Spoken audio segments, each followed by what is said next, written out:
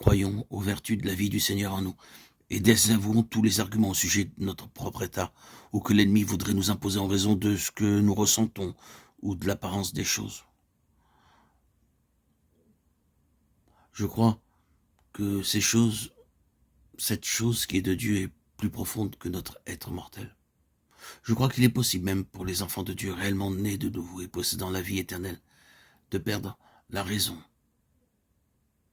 et cependant de n'avoir subi aucun changement dans le fait et la réalité au tréfonds de leur être en relation avec le Seigneur. Si notre vie rationnelle est la somme totale de notre vie, alors c'est une bien pauvre perspective que la nôtre. Si notre bon sens ou notre équilibre mental est le fondement du fait que nous sommes enfants de Dieu, alors plusieurs d'entre nous auraient de temps à autre une vraie raison de douter de la réalité de leur nouvelle naissance. Et si cela est vrai dans le domaine mental, cela l'est également dans le domaine physique. Cette vie du Seigneur est beaucoup plus profonde que cette vie mortelle et que notre être mortel. Nous avons besoin de nous souvenir qu'il s'agit de forces spirituelles et que des forces spirituelles ne s'arrêtent pas à des barrières physiques. Nous avons une âme, un système nerveux important. Des enfants de Dieu, pour des raisons diverses et très souvent après un temps de déversement spirituel, trouveront que leurs nerfs sont tous à fleur de peau et sont tous sauf bons et sains. Mais direz-vous que cela signifie qu'après tout, ils ne sont pas des enfants de Dieu, que tout ceci n'est qu'un mythe? Voulez-vous dire qu'Élie n'était plus le prophète du Très-Haut lorsqu'il se coucha sous le genêt et qu'il demanda au Seigneur de lui retirer la vie? Il est encore le serviteur de Dieu, toujours aussi fidèle à Dieu qu'auparavant.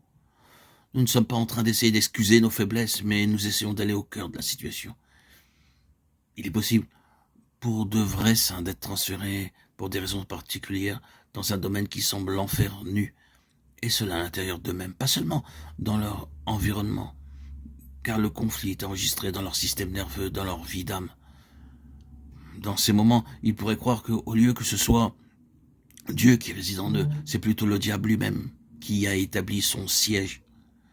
Je ne veux pas dire que Dieu les a abandonnés, que le Seigneur n'est pas là et que ce ne sont pas des enfants de Dieu ou des serviteurs du Seigneur.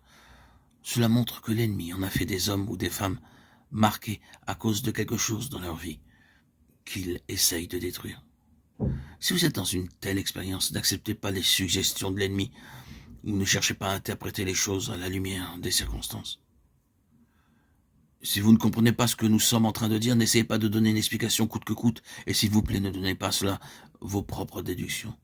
Il y en a qui savent ce que représente un tel assaut sur leur être, sur leur vie physique et nerveuse, qui les fasse ressentir qu'ils sont perdus. Je ne crois pas que cela signifie qu'ils ont perdu et qu'ils sont perdus, mais c'est parce que certains acceptent cette suggestion venant du tentateur qu'ils sombrent dans les ténèbres, le désespoir, la dépression. Oh, combien sont tombés. Oh, que beaucoup de ces personnes ressentant cette chose sur elles puissent comprendre ce que nous essayons de leur dire.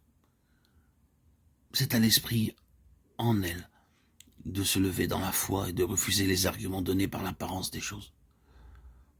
L'apparence est parfois si terriblement réelle. Certaines personnes nous disent « cela semble seulement être ainsi », mais en réalité, il n'en est rien.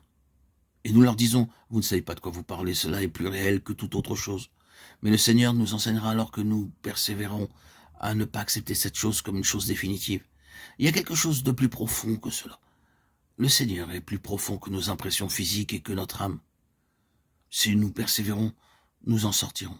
Cela passera. Il y aura une autre expression de sa vie, et nous aurons appris par cette bataille pour la vie quelle victoire il y a pour nous, en Christ, par sa croix.